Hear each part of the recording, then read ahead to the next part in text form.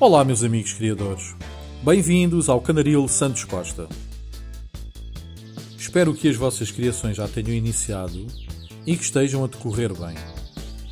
Aqui no meu canaril tenho no momento cerca de 40 crias nascidas, tendo uma previsão de cerca de 120 nascimentos referentes às primeiras posturas.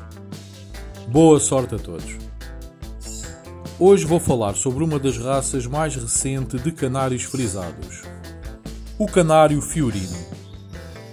Por quem a raça foi idealizada, por quem foi criada, quais as raças que lhe deram origem, quando foi a sua homologação internacional, etc.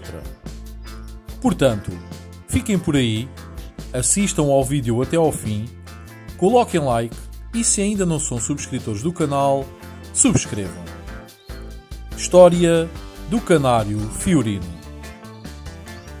Esta raça de canários de porte é bastante recente, tendo a sua origem em Florença, Itália, por volta de 1989.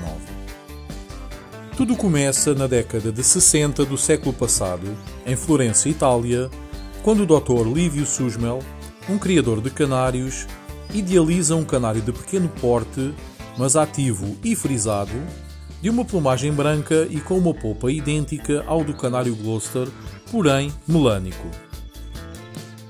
Os frisados das penas deveriam ser semelhantes aos frisados dos canários parisienses e a polpa, tamanho e forma do corpo idênticos ao de um Gloucester. Para alcançar tal ave, o Dr. Susmel procedeu ao cruzamento de canários parisienses de pequeno tamanho com canários Gloucester de cor branca.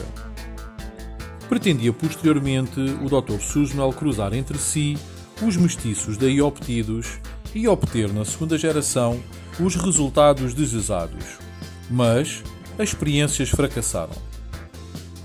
Já no decorrer da década de 70 do século passado, outros criadores retomaram a experiência do Dr. Susmel com um objetivo ligeiramente modificado, ou seja, produzir um pássaro frisado pequeno, com polpa e forma, mas sem qualquer restrição no que diz respeito à cor.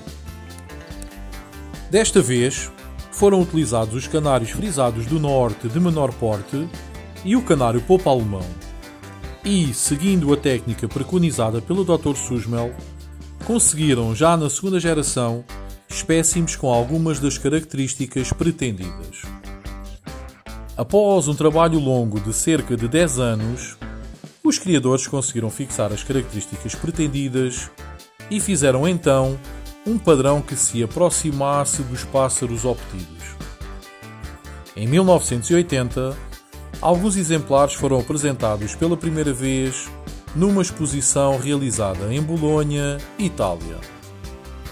O grande responsável da criação do atual canário fiorino, bem como da sua homologação internacional, foi o professor Umberto Zingoni, professor universitário, criador de canários e juiz internacional de canários de porte. Foi através da seleção e apuramento da raça que Zingoni conseguiu alcançar o reconhecimento oficial do canário fiorino. Para isso, também contribuiu o criador Michel Delprete. Juntos, desenvolveram a ideia que tinha surgido 30 anos antes pelo Dr. Livio Susmel. O canário fiorino foi oficializado em Itália pela FOI em 1985.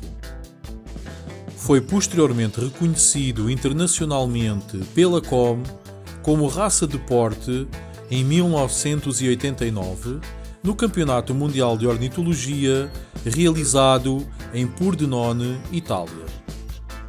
É uma raça que pertence ao grupo de canários de penas frisadas, sendo uma das mais pequenas da atualidade. Como em quase todas as raças de polpa, tem o seu par sem polpa. Logo, o cruzamento correto deverá ser uma ave com polpa com outra sem polpa. Deverá ter-se também o cuidado com o tipo de plumagem das aves a formar os casais, juntando aves nevadas com intensas, evitando o cruzamento de aves brancas, etc.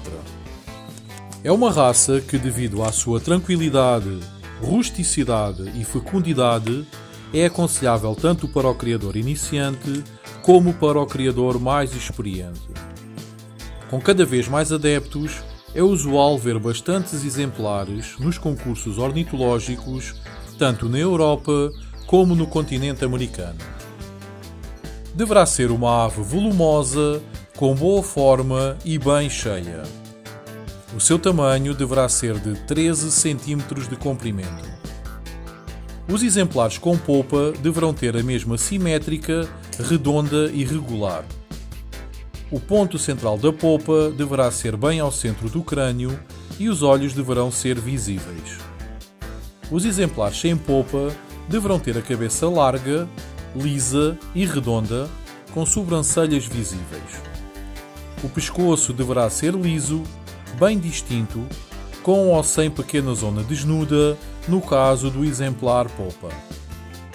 Deverá ter uma posição erguida, corpo e cauda, formando um ângulo de 55 graus com a horizontal. A plumagem deverá ser sedosa, volumosa e lisa no abdômen. O manto e ombros deverão ser bem desenvolvidos e simetricamente repartidos sobre o dorso. As aletas deverão ser volumosas, simétricas, levantadas até à parte superior dos ombros.